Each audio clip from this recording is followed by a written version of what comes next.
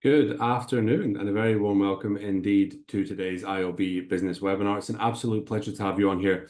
My name is Ben and I am the resident business coach here at IOB Business, and it'll be my pleasure to take you through today's webinar session. Now, just a little bit about how these webinars operate right before we get kicked off so that you can get the most out of today's webinar and really enjoy the presentation that we have up for you today. Okay, so whilst we're waiting for everybody to join, a very warm welcome to those of you on just now, and a very warm welcome to those of you joining us. A pleasure to have you on here as always. All right, so as we are getting kicked off, perfect. Yeah, good to see you as well. Good to see you. All right, excellent. So how these webinars run then. So we're going to do a brief presentation with myself as we're doing just now. Once again, my name is Ben. And then we're going to dive into the presentation itself. The presentation is going to run for around about 15 to 20 minutes or so. And in that presentation, we're going to do 3 core topics as we always do. Now, here's the key part. In between each of the 3 core topics, we're going to give ourselves a little bit of time to ask some questions and jot down any notes that you might wish to take as well. So it's nice, relaxed, very easygoing, gives you an opportunity to catch up on things so that you don't fall behind. You can always say to me, hey, Ben, hold on a sec, I'm just writing that down, or I want to finish jotting a note down from that slide. It's absolutely fine. Okay, so if you would like to ask questions, we'll get them answered for you at the end during the Q&A session. We're going to run that for about 5 minutes at the end of the webinar presentation. Meanwhile, you can ask questions in the Q&A box at the bottom of the screen there. So if you do have any questions, you can ask them at any time, by the way, not just during the pauses, and I'll pick them up for you at the end of this session. All right, so without further ado, let's get that video camera switched off, and in just a moment's time, I'll bring the presentation up on screen there that we have for you today. Okay, so let's get kicked off. All right, perfect. So your presenter for today, once again, is myself. My name is Ben. I'm a business coach and I specialize in working with small businesses, just like many of you on here, to help them achieve stability and growth, okay?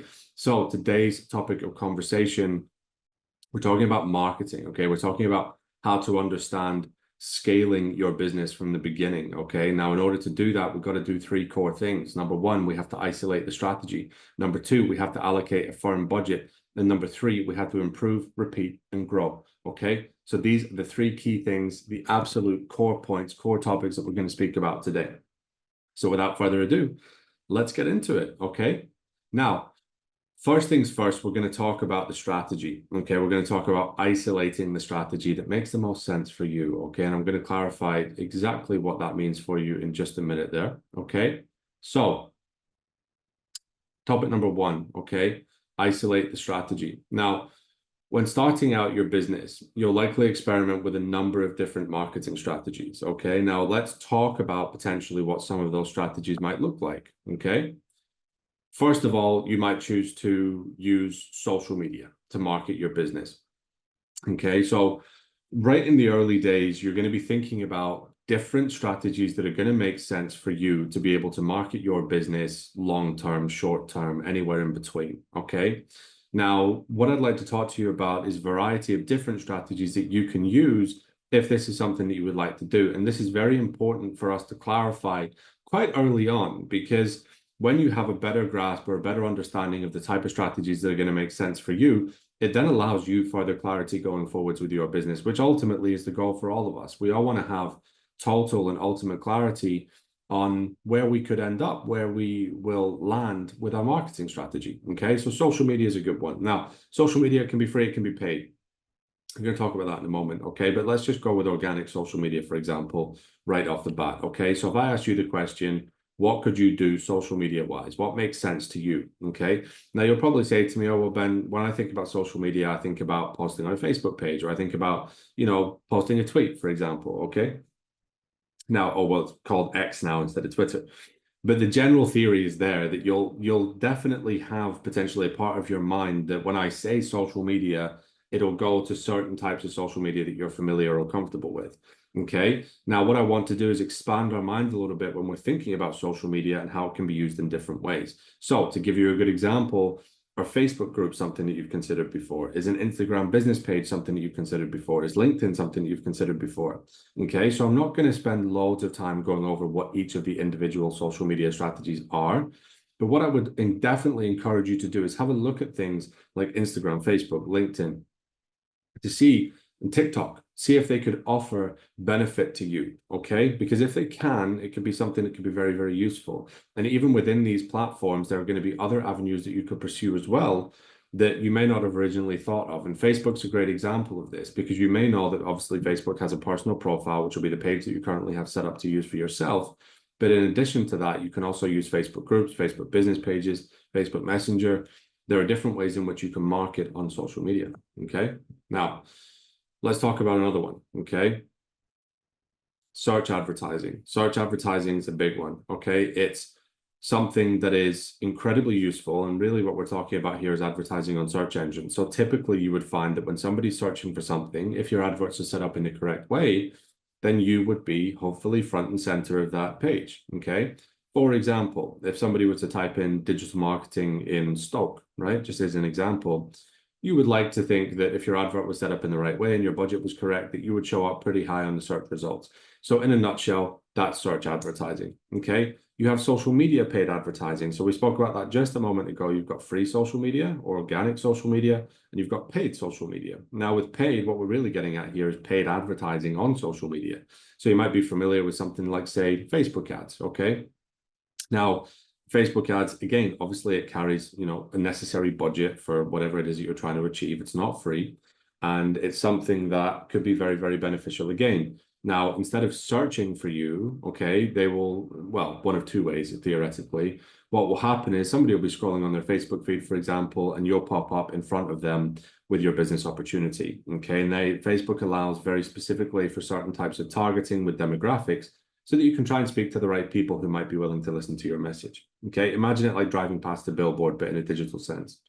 Now, you obviously have another capacity with Facebook ads to do something called retargeting, essentially, right? So if it's set up correctly, somebody could visit a website or click on an advert, and that advert will show again and again and again, because the algorithm believes it to be of benefit, or, that potential consumer has high potential to convert whatever it is that your offer is, okay? So let's say that somebody was looking at a pair of shoes, for example, a pair of trainers, and they clicked on the link for your advert, and then they came off it again. Facebook would likely, again, if the advert was set up correctly, the campaign was set up correctly, would likely then show them those pair of shoes again in another advert, okay? Or the same advert again.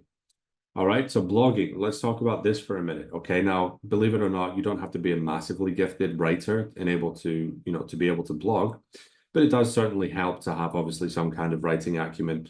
You're not only thinking about how well it's written, you're also thinking about things like the layout, the structure, for example. It has to be easy to read and easily understood as well, in terms of how the search engine algorithm is going to read it. So that's often why you'd find that people repeat certain keywords, like digital or marketing or, sales when they're writing these blogs, but they fit them in organically, because believe it or not, and this is really cool, the algorithm can pick up if you're overusing a certain word to try and be seen more in search results. So a blog is essentially a piece of content that you put on your website for obviously the primary goal to, for readers to enjoy and get value from, but also a massive benefit of blogging is that it can improve your search engine optimization as well, okay? And of course, we have email marketing, okay? Now, email addresses, people can give consent for you to use their email addresses in lots of, through lots of different channels. So say that you run a Facebook ad and you gave them something for free in exchange for their email address, for example. That's just one way. Or, they could sign up for a competition. They need to give their email address, and they also have to give, and this is the key part, okay? You need consent if you're going to email market, okay? So think about different ways in which this is going to make benefit for you, but email marketing is a very, very valuable tool as well. Think about how many emails you got probably just today alone for various different products and services. I'd imagine probably quite a lot, okay? So in order to scale, it is very important that you track which strategy is most effective for you and isolate it from the non-performers, okay? It's very, very important that you do that. And it's something that has to become clear to you over time, that when you're finished experimenting with these different strategies, and by the way, feel free to experiment, because you might find that one works better for you than the other. But what is absolutely crucial at this stage is that you do pick up on a strategy that does make sense for you, okay? It has to be isolated, and you can only really do that if you spend time tracking what's working, what isn't. All right. Now, additionally, you must understand why this strategy is effective over the others, okay? What is it that's making it effective? Because it's all very well and good to say, oh, yeah, well, Facebook ads works better than search ads. Okay, fine, fair enough. But why? Why is that happening? Is it a demographic that you targeted? Is it a specific age range? Is it a specific geographical location that's continually responding to your ads? Because it might not be that Facebook is, providing better for you than, say, Google would be, but you could also be, say on Google, you were targeting, north of the UK, and on Facebook, you were targeting south. And for one reason or another, maybe because you're based in the south, you find that you're getting better results when you're targeting the south. So if you are going to do a fair test, okay, try and keep all the variables the same, just on different platforms, and see which provides better for you. All right, good. So that brings us to the end of topic number 1. I'll see you again in just a moment after a brief pause. Please ask questions. Please feel free to take down some notes, and I'll see you again in just a moment's time for topic number 2.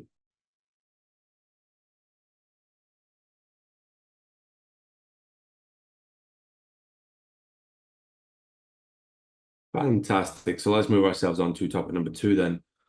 We're going to talk about budgets. Okay, we're going to talk about allocating a firm budget so that you can really make the most from your marketing and understand how this is going to work. Okay, now, this is my opinion and my experience, but a good marketing budget is typically 10% of revenue. Now, what I want to clarify here, 10% of revenue, not profit. Okay, now there's a common mistake here. Say a business earned £1,000 and profit was 100. I'm not saying allocate 10% of profit, because that would be £10 to your marketing budget. It's not significant. Okay, what's better to do is look at your total revenue, earnings of the business. Okay, turnover, whatever context you're running your business in. Make sure that this makes sense in actual terms. Okay, so say the business earned in total money £1,000 in a month. Okay, now what you want to do is look at allocating 10% of those earnings to marketing. That's what I'm talking about here. Okay, I'm not talking about your profit, because that would be significant. 10% of that would be significantly smaller. So make sure that you're allocating that to your marketing, because then you can actually have a chance at realistic results. Okay, £100 is not going to get you the world. Absolutely not. Depends how you spend it effectively to get the most out of that £100, but it's enough to do something. Whereas £10 is a drop in it. It's going to do, I can tell you now, it's very, very unlikely the £10 budget is going to do anything at all for your marketing. Okay, it's too small. So here's the thing. If you're not firm with your budget and you allow it to fluctuate up and down, you'll notice enormous inconsistency in your results. Okay, now what I don't want to do is, if your earnings are fluctuating heavily, right? So let's say one month you do 1,000, the next month you do 5,000. I maybe wouldn't stick to the 10% rule religiously if that's what's happening. Okay, again, it's just a common sense factor of, I want to keep this budget somewhat consistent, to the extent where, all right, well, if it's 300 and I only earn 2,700 this month, I'm still going to keep my budget at 300 just to make things consistent. Okay, I want you to find a happy, healthy middle ground. So here's the thing. If you're not firm with your budget, okay, in 1 month you're doing 100, then the next month you're doing 10, then the next month you're doing 50, then you're doing 200, then you're doing 50 again, you'll notice massive inconsistency. Okay, what you really want to do, if you're using any form of paid marketing in any capacity, not just paid ads, if you're paying for anything, keep it consistent. Okay, the reason for that is you don't want inconsistency in your results. You want to be able to measurably predict within reason what's going to happen, not just this month, but next month and any month after that. And you're only going to be able to do that if you yourself are being consistent. You remember how I talked about not changing the variables too much? Try and keep the variables as solid as you can, because then you'll be able to get realistic results. Now, if you think back to school days, potentially did a science experiment, and what were you always told in the science experiments if you were comparing A and B? Okay, change only one variable from A to B. All right, now that was certainly what happened in my school. And the reason for that was so that your results could be as accurate as possible, because you were only changing one variable. If you changed 5 or 10 or 15 variables or more, how on earth would you be able to draw a realistic result from that? Okay, you can't, because there's too many factors changing, and you're then guessing, well, which of the factors that I changed is the one that's making an effect. Okay, it's very, very difficult. So if you want realistic, solid data, remain consistent. Now, in order to scale, you must be able to analyze. Okay, analysis is much more easily conducted with consistency. So everything that happens in any kind of marketing, we always want to be tracking and analyzing the results. So key performance indicators are a fantastic way for you to do this because you'll be tracking everything that's happening consistently. Let's take a Facebook ad, for example. Let's say we're running a Facebook ad at £100 a month, just an example number. And we're tracking how many clicks, how many impressions, how many, what was the cost per click, even, but, not necessarily the cost per impression. So to give you an overview, I suppose, before we get into this, an impression is when somebody sees your advert. Okay, now unique impression is when somebody's seen your advert for the first time. Okay, now what you might find yourself tracking is how many people are seeing the ad, how many people are clicking the ad, what's it costing me to get a click, and when they've clicked, are they taking any further action on, say, a landing page, for example?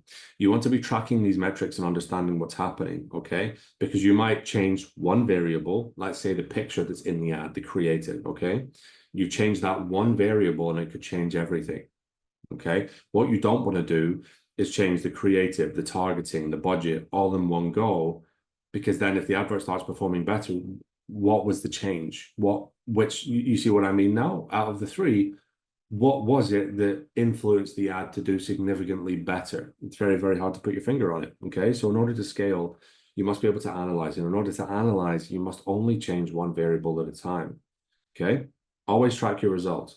So if you're trialing organic marketing strategies, budget your time and effort instead of money, okay? Because you might be saying to me, well, Ben, that's fine, but I haven't got a budget for paid advertising.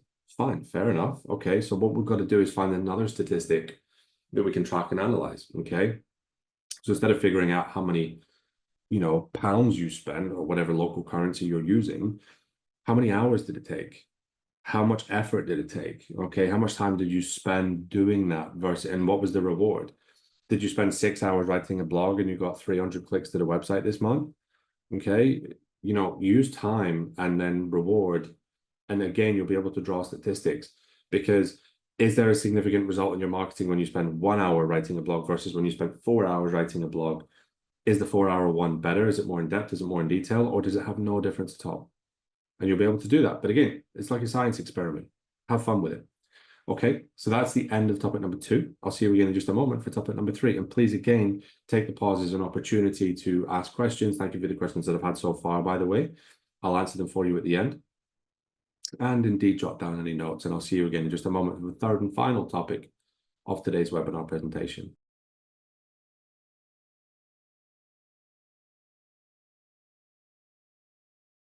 Fantastic. So let's move ourselves on to the third and final topic then of today.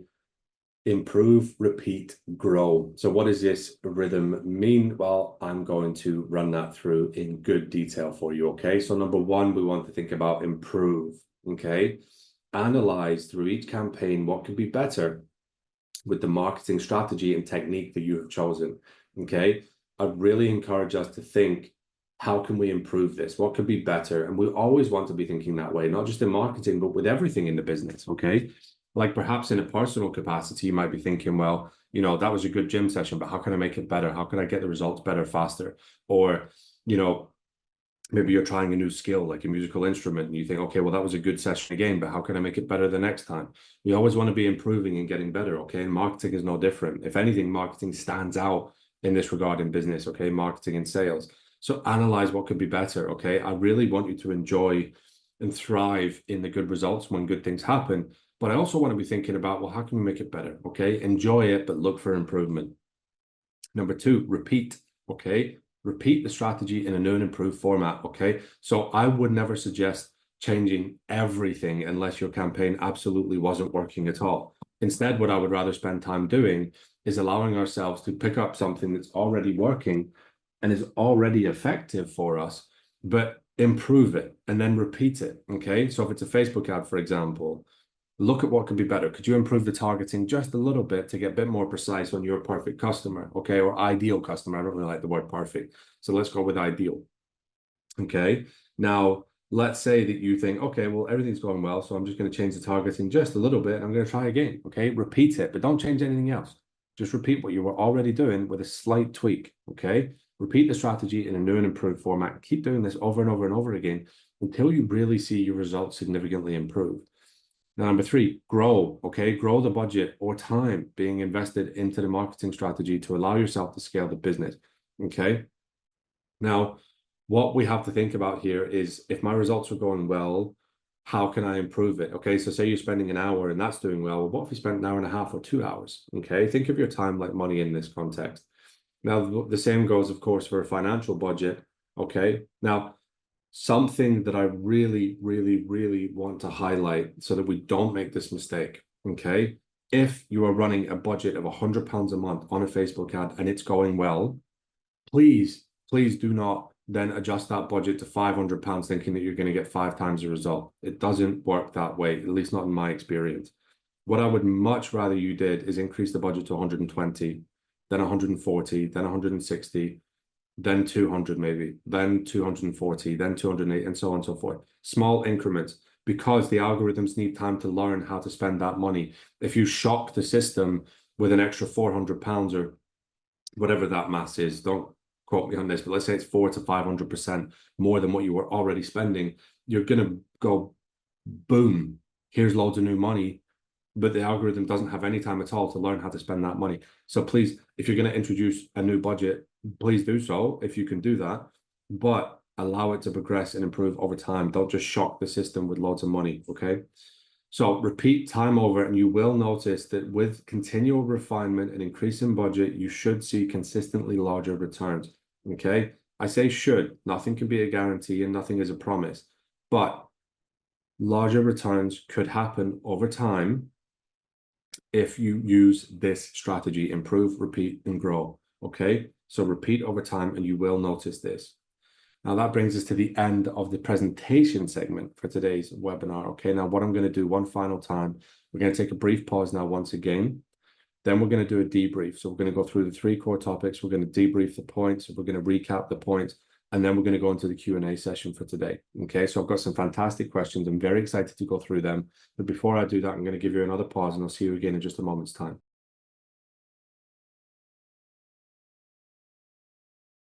Fantastic. Okay, so let's recap. Number 1, identify your strategy, okay? It'll very likely be unique to you, and what works for somebody else might not work for you. So please do spend time analyzing what makes sense for you and why. Number 2, be firm with your budget. Please don't allow it to fluctuate up and down because it will prove inconsistency in your results.